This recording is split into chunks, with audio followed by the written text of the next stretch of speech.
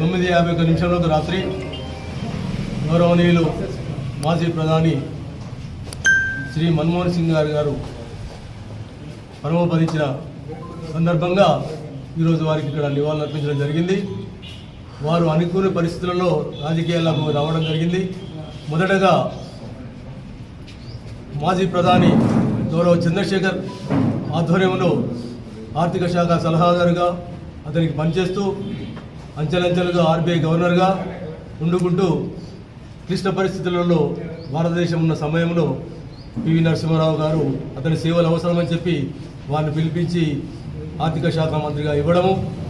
దాని ద్వారానే తదనంతరము సోనియా గాంధీ గారు కూడా 2004లో మళ్ళీ వారికి ప్రధానమంత్రిగా అవకాశం కల్పించి 2009లో కూడా రెండవసారి ప్రధానమంత్రిగా అవకాశం కల్పించినటువంటి గొప్ప మహనీయుడు, మేధావి, భారతదేశాన్ని ప్రపంచ స్థాయిలో